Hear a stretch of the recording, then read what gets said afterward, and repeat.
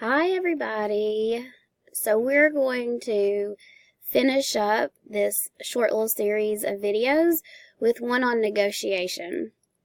I thought long and hard over the weekend about what I wanted to cover with you as an ending to our behavior management training. So, we did a video on forcing I'm sorry. Of course, transitions is all about behavior management as well. And then we did a video on active listening, which is definitely a tool to be used for behavior management for children of all ages. And then negotiation also can be used with children of all ages. Just it's going to look a little different for the different ages. Okay, so this concept, the content here is taken from the textbook, The Problem-Solving Approach to Guidance by Eleanor Reynolds. I always like to make sure that it's clear this isn't just something I came up with. So, negotiation can be used anytime that children are having a conflict. So this is a time when perhaps two children want the same item, and they're giving the opportunity to think about a solution. We are going to have to help them do that because perhaps they don't know what the solution could be, but that's the teaching part of this. So, as a reminder, young children don't yet have empathy. We talked about that last week. Sharing goes against their nature, and young children are egocentric. They don't truly start to share until around the ages of 3 and 4. And it's easier when they've been allowed some control over their own belongings. And they're moving into playing by themselves, to playing beside of another child, to actually cooperatively playing. And so they understand that that sharing is a little bit more necessary. So it's easier for children to share when they're assisted in making decisions rather than just being forced to do what the teacher says. Just because the teacher says share doesn't really teach me how to share. And again, we want children to know how to do these things without us. So it possibly takes some direct teaching. So here are the steps for negotiation. First, we're going to help children identify the problem, and we're going to focus on that problem. Encourage children to contribute their ideas. We're going to restate all their ideas in a positive, understandable way. Help children to decide on the idea that they like best, or they can think of other ideas. Help them to figure out how to put their solution into action, and then reinforce the process when they've solved the problem. So we're really encouraging them to use words here. For infants and toddlers, we're going to either say it for them, or we're going to give them the words to use. And even with preschoolers, we may have to give them the words to use if they don't have them yet. We're going to look at some examples, and this is going to make a bit more sense, but these are the steps. And then here are some things that you're going to do. You're going to approach calmly and quickly, and if there's any harmful behavior going on, clearly you can stop that. Secondly, acknowledge feelings, which goes back to that active listening. Gather information. We're going to restate the problem. Ask for solutions. And then you're going to be prepared to give follow-up support.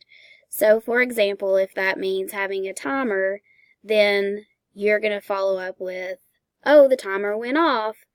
We agreed that Sally would give Joey the drum set when the timer went off. So you're going to be following through with that to make sure that this process has actually worked. What you're going to do is make sure that with all this relationship building, you know each child, because this is going to be easier if you know them individually. You're going to use eye contact with each child involved. You're going to get down on that child's level, and you're going to use a neutral, non-judgmental, and respectful tone and voice. Equalizing. So this is where, when you do get down on the children's level, you would put yourself in the middle of the two children that are having the conflict. So as opposed to being closer to one child than the other, which would give that child, the child that you're closer to, it would give them more power. You're going to equalize the power, equalize the situation by putting yourself in the middle. You're also going to equalize by holding the item. So if the item was a toy banana that there's a conflict over, you're going to hold that during this negotiation process, because if not, then the child who is holding the banana is going to have more power. And the negotiation isn't necessarily going to be fair because they're already holding the banana and they have more power. So you're going to equalize in those ways. And you're going to allow for a lot of time. And I know that that's not something that you always have, but it'll get easier the more that you do it.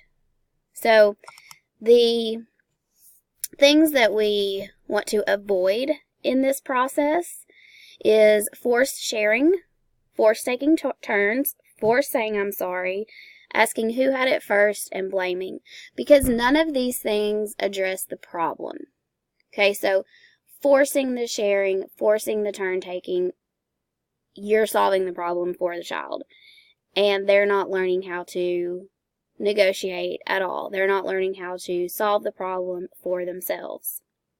It doesn't really matter who had it first, because that's not going to help solve the problem.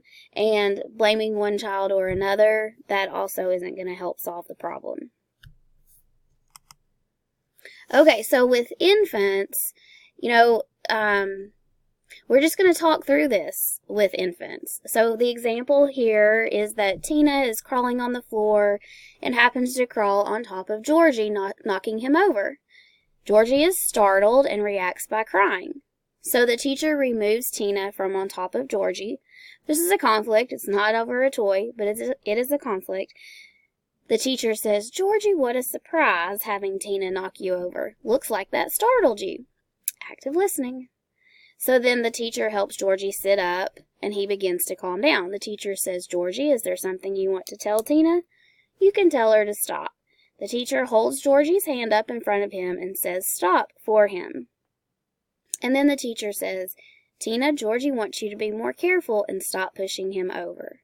So we're just talking them through this process, just like you are going to teach them to do any other skill, learn any other new concept. This is what we're doing with negotiation with infants. So with toddlers, there's lots of mine, mine, mine. This example says that Nicole is working on a puzzle at the table. She concentrates intently on where to put the pieces. As she is working, Adam, who's 20 months, sees her puzzle and wants to help. Nicole grabs some of her puzzle pieces. "No, mine." Well, Adam looks at her and picks up a puzzle piece and chews on it.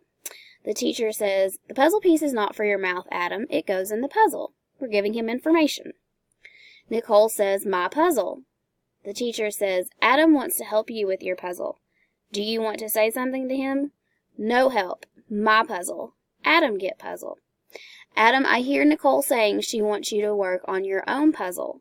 She suggested that you find another puzzle to work on."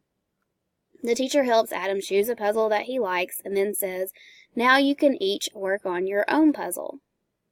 So if you're observing what's going on, you can step in here before possibly one child hits another or one child gets upset. Again, we're giving them words to use.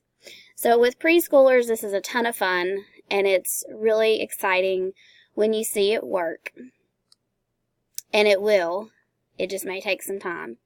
Two children, Leslie and David, are on the playground with others. Both are paying close attention to each other in the sand. For some reason, Leslie no longer wants to be near David. She gets up and walks away. David gets up and follows her. "I'm going for a walk. Don't follow me around." But Leslie keeps walking and David keeps following. Leslie says, "Stop following me. I don't want you behind me." Leslie keeps walking and David keeps following. Leslie approaches the teacher. "David keeps following me around." "Did you talk to him about it?" "Yes, I told him to stop following me around." So this one's different because there's no conflict over a toy. There's no fight. The teacher in this and then similar cases really has no reason to facilitate. She may say, it's up to each of you to decide where to walk. It's each person's decision where to be, as long as someone else's rights are not being infringed. It's okay to be annoyed by the other person's presence, but we cannot decide for another person where he or she should be. So I like to throw that one in there too, because it is a bit different. But I'm going to go back to these steps and share an example from your center not too long ago. So there were two, there's in the 3-year-old room, there are 2 Elsa dresses. And one child really wanted to wear an Elsa dress, but 2 children were already wearing those. So first, I identified the problem. I went over, got on the children's level, and I said to the child who wanted to wear the Elsa dress, you really want to wear that Elsa dress. There's only 2. And the other 2 girls already have them on. And one of the girls, not both, one of the girls who was wearing an Elsa dress came over and was a part of this negotiation effort with us. So as I'm kneeling down, of course, one girl already has on the Elsa dress, so she does have some power in this situation. Well, it looks like somebody else wants to wear the Elsa dress. What do you think we could do? And, of course, there's no ideas about what we could do. And then I said, well, you could wait and take turns, or we could get a timer, and when the timer goes off, you could get the dress. And they were okay with that. So if the children don't have any ideas, you can say, well, do you want to hear my ideas? And in this case, I had to give my ideas because they didn't really have any. But then they both had to agree. And they chose the timer. And I said, so how much time do you think we should set the timer for? And I think they agreed on 3 or 4 minutes. I can't remember exactly. So I restate. So in 3 minutes, when the timer goes off, Sally is going to give up the Elsa dress and let Joy put it on. And they both agreed. So during the wait time, I went and read a book with the child who was waiting, set the timer on my phone. When the timer went off, before I turned it off, I walked it over to Dramatic Play, and I said the timer went off. Remember, we said that when the timer was going to go off, you were going to give up the Elsa dress. And it happened easily.